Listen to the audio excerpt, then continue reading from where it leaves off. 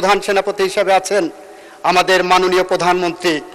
আমরা পথ হারাবো না মাননীয় স্পিকার, যতক্ষণ পর্যন্ত আমাদের মাননীয় প্রধানমন্ত্রী তার আই হ্যাভ এ প্ল্যান নিয়ে এগিয়ে যাবেন। একটু আগে আমার একজন বন্ধু বলে গেলেন, আমার একজন সংসদ সদস্য বলে গেলেন আমার আগেই, আমার জেলার সংসদ সদস্য, কর্মসংস্থান আরও বাড়াতে হবে। অবশ্যই বাড়াতে হবে।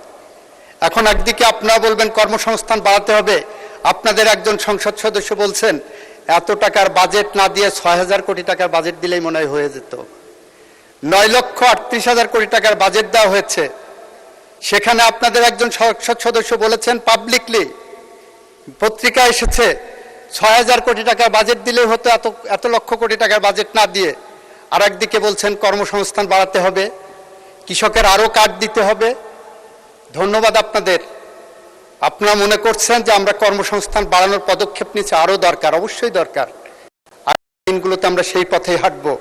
আই হ্যাভ এ প্ল্যানের মধ্যে যেটা আছে ২০,০০০ কিলোমিটার আমরা যে খাল এবং নদী খনন করছি, এটা কর্মসংস্থান তৈরি করার একটি অধিক্ষেত্র।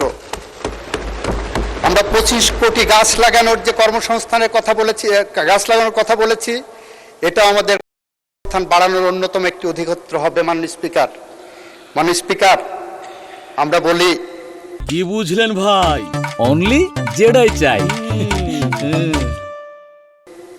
আমাদের হাতের কালির দাগ মুছে যাওয়ার আগেই নির্বাচনী প্রতিশ্রুতি আমরা বাস্তবায়নের জন্য মাঠে নেমেছি। কখন মাঠে নেমেছি? যখন আমার জ্বালানিতে ভর্তুকি দিতে হচ্ছে ইরান যুদ্ধের কারণে, তখন সাহস করে স্বপ্ন দেখে, স্বপ্ন বিলাসী হয়ে, উচ্চাভিলাষী হয়ে আমরা কিন্তু একই সাথে ফ্যামিলি কার্ডের পাইলট প্রজেক্ট চালু করেছি।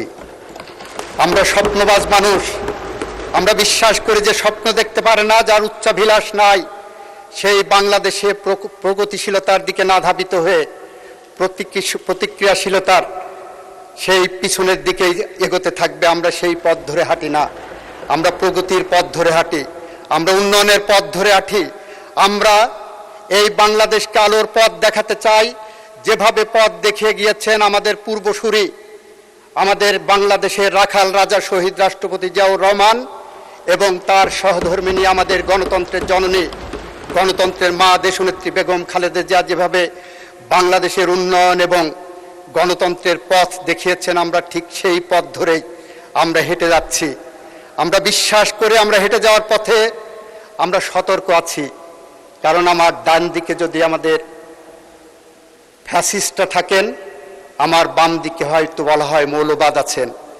মৌলবাদ এবং নৈরাজ্যবাদকে মোকাবেলা করে যে বাংলাদেশকে নিয়ে আমরা এগিয়ে যাব, সেই বাংলাদেশের কাণ্ডারি হিসাবে আমাদের সামনে প্রধান সেনাপতি হিসাবে আছেন আমাদের মাননীয় প্রধানমন্ত্রী।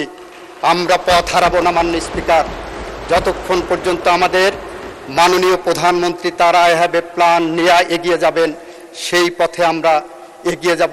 সেই পথ ধরে যখন আমরা এগোতে যাই, সেই পথে বলতে হয়, সেই ১৭৩৩ সালে পৃথিবীর ইতিহাসের প্রথম বাজেট যখন ব্রিটিশ পার্লামেন্টে উপস্থাপিত হয়েছিল, তারপরের থেকে সেই ব্রিটেন যেখানে এগিয়ে গেছে, আমরা ঠিক সেই একই পথে উচ্চাভিলাষী এবং স্বপ্নবিলাসী বাজেট নিয়ে এই বাংলাদেশকে সেরকম একটি স্তরে নিয়ে যাব, একটার পর একটা করে।